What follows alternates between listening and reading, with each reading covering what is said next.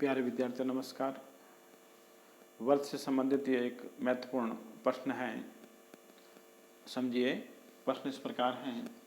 5 centimetre और 3 centimetre त्रिज्या वाले दो वर्त दो बिंदुओं पर प्रतिच्छेदित करते हैं तथा उनके केंद्रों के बीच की दूरी 4 सेंटीमीटर है। उभयनिष्ठ जीवा की लंबाई ज्ञात कीजिए। तो देखिए, इसमें इस प्रकार चित्र बनेगा। ये 5 सेंटीमीटर त्रिज्या का वर्त है जिसका केंद्र वो है। ये दोनों वर्त एक दूसरे को दो बिंदुओं पर प्रतिच्छेद कर रहे हैं। तो इस प्रकार से ये दूसरा जो वर्त है ओ डैश केंद्र का, जिसकी त्रिज्या 3 सेंटीमीटर है, इस प्रकार से ये ए और बी बिंदुओं पर प्रतिच्छेद कर रहे हैं। अब हमें पता है जीवा किसे कहते हैं।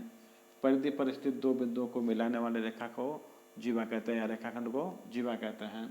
तो ए बी रेखाखंड ये इस वर्त की जीवा है और ए बी इस वर्त की भी जीवा है। तो दोनों वर्तों की जीवा होने के कारण से ए बी एक उभयनिष्ठ जीवा हो गई। अब हमें इस उभयनिष्ठ जीवा की लंबाई ज्ञात करनी है। तो देखिए, इस प्रश्न को करने के लिए सबसे पहले हमें ये देखना होगा, यहाँ पर ये जो 4 सेंटीमीटर हैं दोनों केंद्रों के बीच की दूरी दी हुई है। ये 5 सेंटीमीटर इस वर्त की त्रिज्या है, 3 सेंटीमीटर इस वर्त की त्रिज्या है। तो सबसे पहले अपन ये शो करेंगे कि क्या ये एक समकोण त्रिभुज है। इसकी जांच करने के लिए अपन इस पर बोधायन प्रमेय का सूत्र अप्लाई करेंगे, जिससे पता चलेगा कि वास्तव में ये एक समकोण त्रिभुज है या नहीं है। देखिए, बोधायन प्रमेय का कैसे अपन यूज करते हैं या बोधायन सूत्र का कैसे यूज करते हैं। इसको पाइथागोरस सूत्र कहते थे पहले। ए स्क्वायर बराबर B square plus C square. तो अपन ओ ए का होल स्क्वायर बराबर ओ डैश का whole square plus O dash A का होल स्क्वायर। अब इनके मान लिख लेते हैं अपन। 5 का स्क्वायर बराबर 4 का स्क्वायर प्लस 3 का स्क्वायर। 5 का स्क्वायर पता है अपने को, 5 × 5 25। 4 का स्क्वायर 4 × 4 16। 3 का स्क्वायर 3 × 3 9। इस प्रकार से ये दोनं साइड्स हैं, लेफ्ट हैंड साइड और राइट हैंड साइड बराबर हैं। इसलिए त्रिभुज ओ ए ओ डैश एक समकोण त्रिभुज है।